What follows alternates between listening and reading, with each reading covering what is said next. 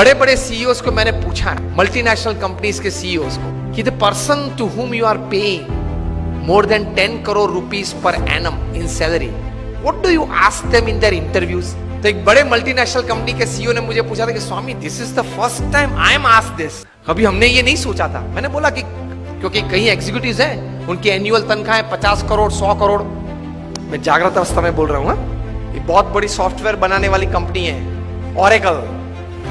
Oracle company है। आप net पे जाके ऑरेकल खोलना, एलिसन नाम डालना और उनकी तनख्वाह आप देखना। पिछले 5 साल की उनकी एवरेज तनख्वाह है $400 million per year. Silence. $400 million, $1 million मतलब 65 करोड़ गिन लो, चलो राउंड फिगर 70 करोड़ गिन लो। $1 million is $10 lakh is 7 crore rupees. So 400 million is 2800 crore rupees per annum salary. अब देख लेना, मैं नाम देता हूं, Allison, ELLISON, he is the CEO of Oracle। अब नाम देख लेना।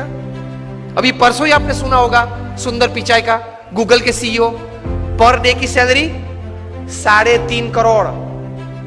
परसों ही न्यूज थे, हाँ 2 दिन पहले न्यूज थे। लास्ट ईयर फाइनेंशियल ईयर की पूरी सैलरी उनकी 1285 करोड़ थी।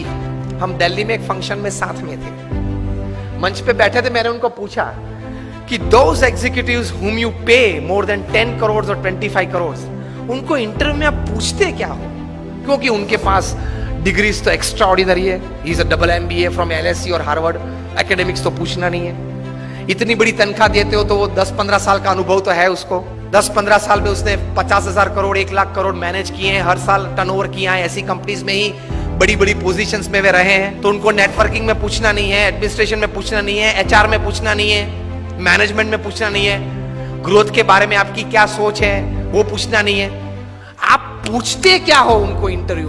उन्होंने मुझे एक बहुत अच्छी बात बताई कि स्वामी जी, इन कक्षा के लोगों को जिनको हम ये प्रकार की तनख्वाह देते हैं, उनको इंटरव्यू में एक ही प्रश्न पूछते हैं। I was like very surprised. मैंने बोला एक ही प्रश्न पूछते हो? कहाँ?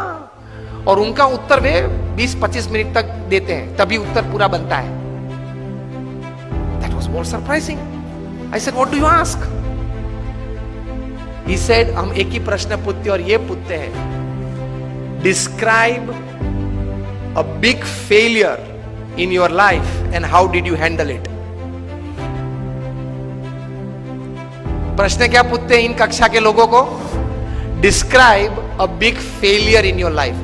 आपके परफॉर्मेंस के बारे में हमें कुछ पूछना नहीं है कि मैं पहली कंपनी में था, वहां 200% सेल बढ़ा दिया, दूसरी कंपनी में था, वहां 500% ग्रोथ कर दिया। वो हमें नहीं सुनना है।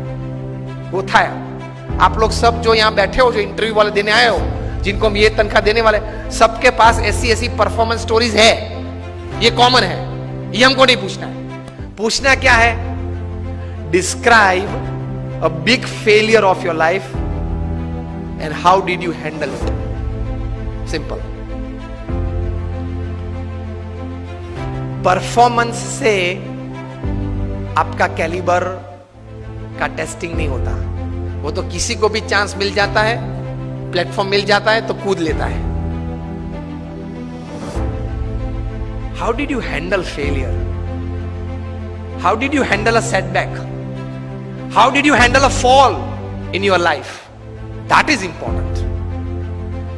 क्योंकि अब रूटीन में जब हमारी अगर हमने आपको हायर कर लिया, रूटीन में हमारी कंपनी चलती होगी, तो आप तो अच्छा परफॉर्मेंस दिखाई नहीं वाले हो। लेकिन कंपनी में अगर बड़ी आफत आ गई तो आप क्या करोगे वो बताओ। बाकी तो आपकी जगह और कोई भी ये कंपनी चला लेगा। Isn't it a very important question?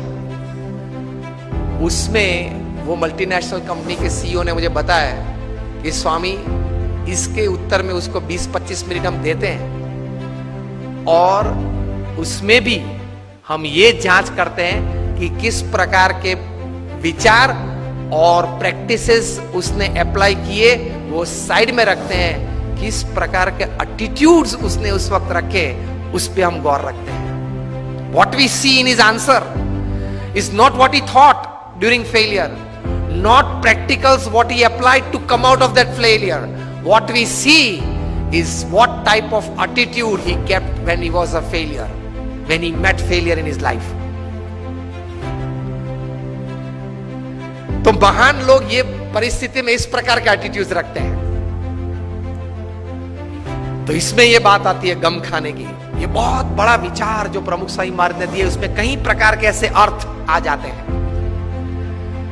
That is the greatness of life. How do handle failures? Failure